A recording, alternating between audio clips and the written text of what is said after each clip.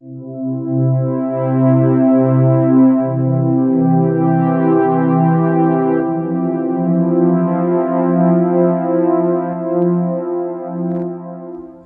some thoughts for today, the second Sunday of Advent. One morning, as usual, Alfred Nobel got up and went downstairs to eat his breakfast and read his newspaper. A normal start to another normal day. However, all of a sudden, normality ceased. His life stopped, his eyes stared as he read his own obituary. The journalist had obviously made an error. Nobel was shaken by what he read. Not simply because family and friends would think he had died, but because what was written about him seemed to give a false picture of who he was. The newspaper had sensationalized Nobel as the Dynamite King. His younger brother and 4 others had been killed in a factory explosion whilst handling nitroglycerine.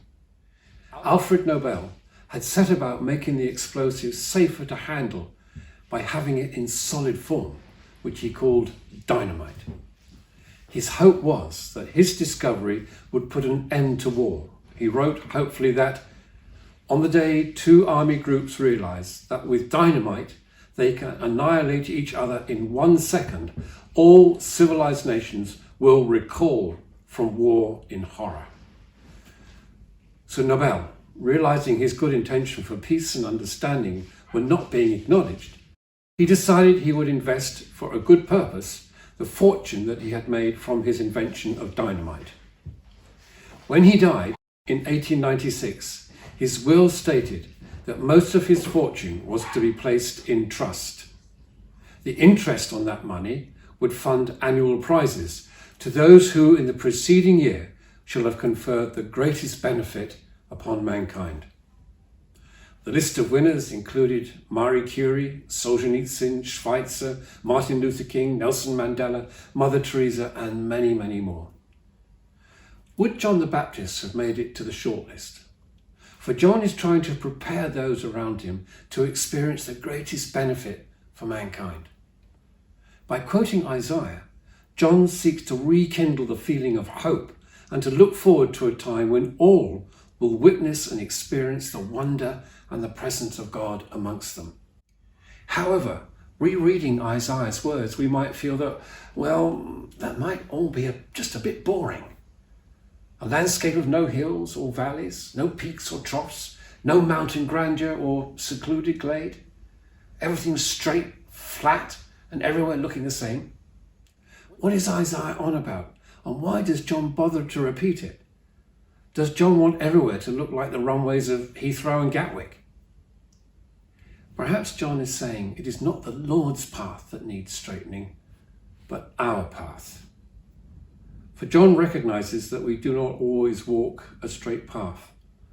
We wander and wobble all over the place. We preserve our crooked attitude with a crooked way of behaving when we keep quarrels alive, allow prejudice to influence our thinking and actions towards one another. We do not always walk straight when we forget the kind word, the act of thanks, a moment to listen, the space to reassure. We do not walk straight when we are too busy and let the moment pass. The opportunity is gone. Maybe then it is our path that needs straightening. This is why John came and said what he did and why we need to hear it now. We can see a world in need of the Prince of Peace and where paths are so crooked, fearful, treacherous, and downright dangerous. Imagine the route taken by those men, women, and children who are travelling from Syria via Turkey, the Balkans, Germany, Belgium, and France across the Channel to seek asylum here. A tortuous journey. Just as tortuous is the journey that politicians from all countries are trying to make to attempt to solve the issue.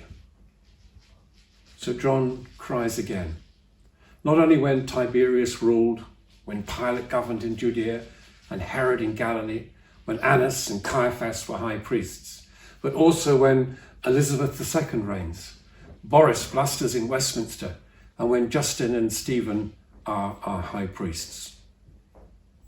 His cry is the same, to make our path straight. Don't hang on to grievances and quarrels. Don't allow pettiness to rule. Don't harden your heart and hide behind party lines. Rather, try to confer the greatest benefit upon humankind: the love, forgiveness, compassion, the touch of God. It will be good to be remembered for our desire and our intention to be God's presence and peace in the world. So, Lord, take the blindness from our eyes, the weakness from our wills, the hardness from our hearts. Straighten our path, Lord, with a heart ready to receive you. Travel safe, pilgrim.